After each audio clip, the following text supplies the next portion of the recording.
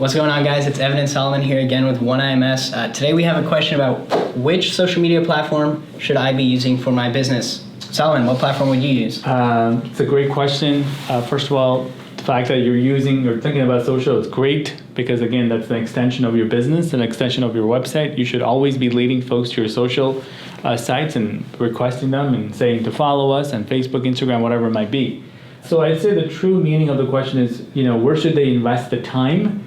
Because in social media is hard. It takes a lot of time. It takes creativity. You need resources. You need to create content. Maybe it's videos, graphics. You need to pay a designer, right? You need consistency, a strategy. Where should they invest the time in that?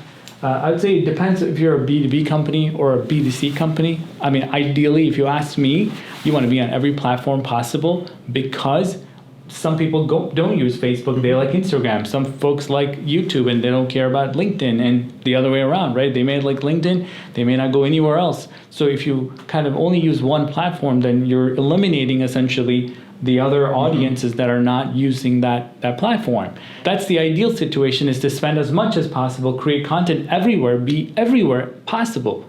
That would be my number one choice. But that's not always possible. Maybe you're a small business, maybe you're getting started, maybe you don't have the resources, maybe you only have one marketing person, right? Maybe you don't have a big budget. So that's out of the question. So where do we go next? I would say the one would be, where are the people hanging out that's related to your business? Yeah, right? So what's your demographic, right? So we see this all the time on TV.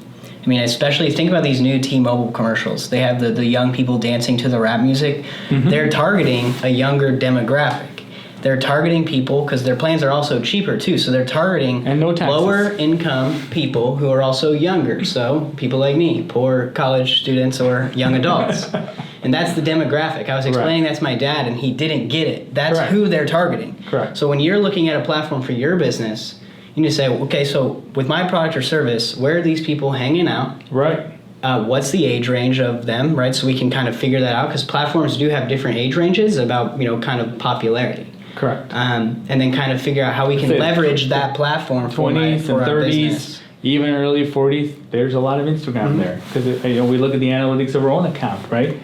Some accounts are sort of male-driven, depending on the content you put out, and the other ones are female-driven. So who are you really trying to target is the number one question. And, I would say that Facebook has lots of older folks on there, right? It's like the number one people that are signing up are not young people because they already had Facebook, they already moved on to other things. So if you're looking at that demographic, that might be older. Or if you're a professional, LinkedIn might be the place. Right. But I think everyone can utilize YouTube. Everyone. Because it doesn't matter.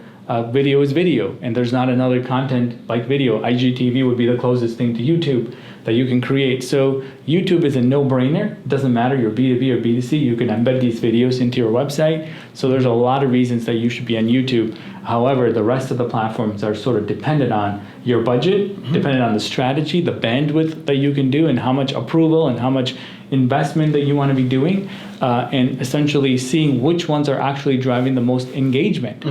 Because some platforms you can just tweet and put content all day, but nobody cares. Yeah, and I want to go back to what you said about YouTube. So some people, that might sound scary. Oh, I don't have video equipment. I don't have any of this stuff. Right. But one thing that, I've learned and that we have learned from being in digital marketing is on my end, I've worked with a lot of, plumbers, contractors, things like that. Yep. And they're using their iPhones to take videos of a trench they have in the ground with pipes 8 feet deep, and they're posting it on Facebook and talking about the service. Not high quality at all. And, those get lots of engagement for some reason because it's unique. People don't usually see that. Original, authentic. Yeah, and they're posting that on their social pages, on their YouTube channel. They're getting more inquiries because of it. Correct. And so I think, it's not as scary as, it may sound, right? You don't need $1,000 to start it. You can start it with an iPod. Correct. Your iPhone, right? So I think that's one misconception a lot of people might have. And also just getting the fear out, like you mentioned. I think it's really about the fear. Like, well, I don't know, what if I don't know how the audio is going to come out? Maybe I don't want to mess up what I'm going to say. I think once you remove that fear, you could create your own podcast. You can do everything. That's a social media channel. Yeah. If you ask me, it doesn't matter what it is. Once you remove that barrier of, are people going to like my content, right? Are they going to engage with my content? Or am I a good video producer? Once you figure that out and once you get into the rhythm of it, you will invest in better camera, better equipment, better lights, and maybe even hire an editor right? I mean, back in the day, we used to tell people hire a copywriter. Now I say hire a video editor, because guess what? People stop reading a lot of content. They would rather watch a video. Right. It's the fact, right? Lazy, So yeah. I don't know if it's lazy or just ease of use. Maybe it's a better word. But it gives you some perspective on what you should be doing from a social media perspective. But like I said, with our last video, it's about getting started. If you have sort of abandoned the social side just because you thought the audience wasn't on Facebook or on LinkedIn or on YouTube, I would tell you otherwise, because I'm sure your competitors are utilizing those channels and building engagement. And you really have to think about that buyer's journey. They never go into this one thing. They just never go and just look at your website and make a purchase. They may subscribe to your YouTube channel. They may follow you on Instagram, right? They see some updates. Again, builds trust, builds a relationship, and they may see an ad from you because you're retargeting them, because they've been to your website and you see that. And they may want to watch some video testimonials of previous customers that you worked with.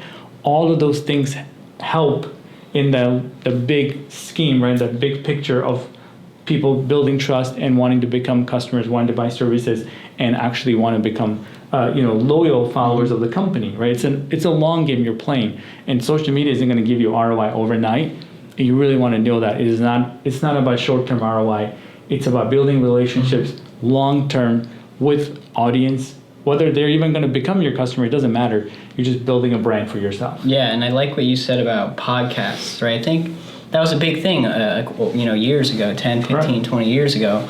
And it's underutilized now, but I think that it's going to become more important. As Google is now indexing podcasts. Correct.